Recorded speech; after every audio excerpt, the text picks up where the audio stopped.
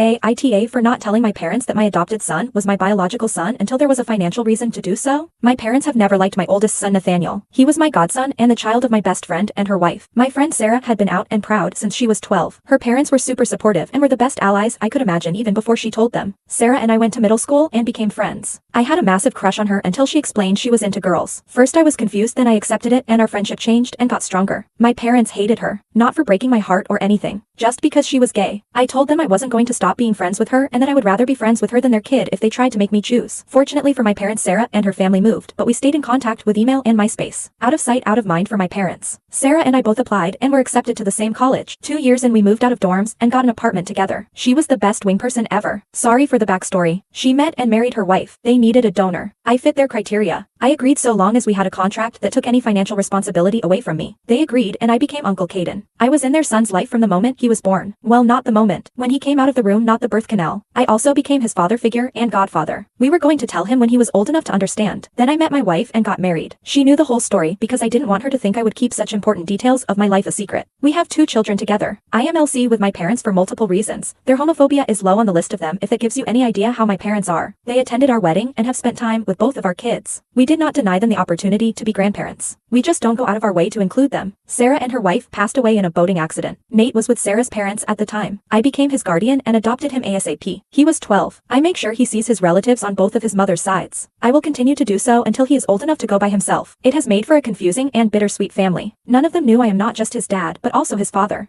My parents, on the other hand, have always tried to exclude him. I have made it clear to them that he is my son and I won't put up with their shit. I also didn't tell them the truth because I was afraid they would tell him before we were ready. We told Nate when he turned 16. He laughed and said he had figured it out a long time ago, but was humoring me and his moms by pretending he didn't. He has always been a smartass. He also said he was more than happy with his 2 sets of grandparents and did not feel he was missing much with my folks. My wife's parents love him too. It came to a head in February. My parents received an inheritance from my grandmother passing away. They don't need the money, so they contacted me to see if they could put money into the kids' education funds. I thanked them and agreed. I told them that they could send me the money and I would split it up into all 3 accounts. Nathaniel has a good fund that we topped off since we got money from his mom's insurance. We also rented out their old house and used that money for expenses. My wife and I both work and have pretty decent accounts for our kids, but extra money won't hurt. My parents said that they only wanted me to split it 2 ways. Just my kids with my wife would be getting money. I then said thanks but no thanks. I would not be excluding one of my kids because they were terrible people. They ended up opening accounts by themselves for my kids. Nothing I can do about that. My grandparents also set up a trust fund for their descendants to draw from when they turn 18. It isn't a lot of money, but every little bit helps these days. Nate is graduating next year, so we submitted the paperwork to get him that money. My uncle is one of the trustees and he told my parents and they freaked out that I never told them that Nate was my kid. I take them they were assholes because they knew I adopted him and that fact alone made him my kid. Huge argument. You know what we mean. How could you keep him from US? Blah blah blah. I said that for 5 years they have always behaved badly towards him even though he was my son. Why would I include them more in his life? They are saying that they will sue for grandparents' rights. I laughed in their faces. I literally have a letter from them saying that they do not consider him their grandchild. As I said, we are LC with them, but my sisters both think I am being overly cruel even though they also see our parents very little. I think my son didn't miss much by not interacting with people that absolutely would have said shitty things about his original parents. AITA.